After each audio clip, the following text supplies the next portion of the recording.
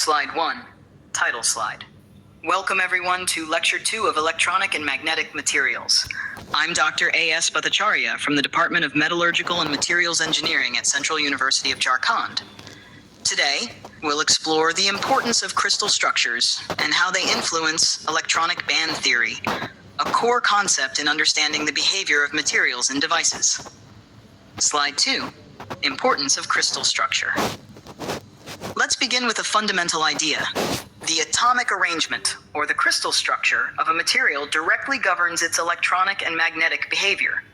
For instance, silicon, with its diamond cubic structure, is a semiconductor. Meanwhile, iron, depending on whether it's in the BCC or FCC form, exhibits different magnetic properties. An important phenomenon here is anisotropy. This is when a material exhibits different properties in different directions, owing to its crystal symmetry. So when designing electronic or magnetic devices, knowing the underlying structure is crucial. Slide 3. Common crystal structures. Here are some common crystal structures we encounter in materials science.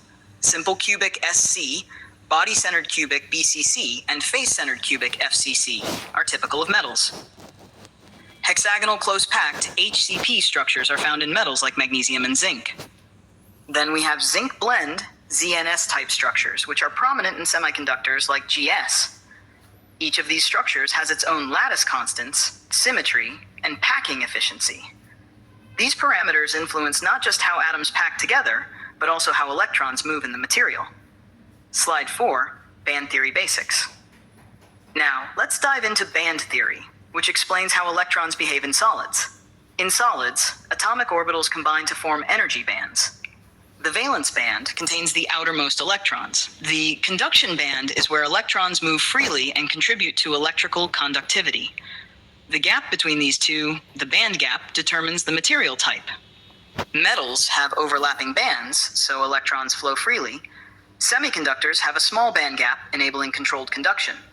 Insulators have a wide band gap, making electron flow nearly impossible under normal conditions. Origin of band gaps. But where does the band gap come from? It arises from the periodic potential of atoms in a lattice, leading to band formation. This is where Bloch's theorem comes in. It tells us that electrons in a periodic potential form wave-like states. Also, the type of orbitals, s, p, and d, hybridize, influencing the band structure. Another key concept is the direct versus indirect band gap. Direct band gap materials, like JS, allow electrons to emit photons directly, ideal for LEDs and lasers. Indirect band gap materials, like Si, require a phonon to conserve momentum, less efficient for light emission. Slide 6, effect of crystal symmetry. Let's now look at how crystal symmetry affects electronic properties. The symmetry determines the shape of the Brillouin zone, which in turn affects EK, energy momentum dispersion. This leads to different behavior in different directions. For instance, GaAs has a direct band gap while silicon is indirect due to differences in symmetry.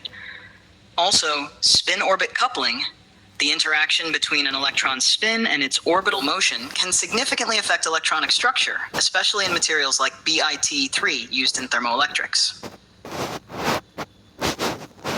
First Brillouin zone. The first Brillouin zone is central to understanding band structures.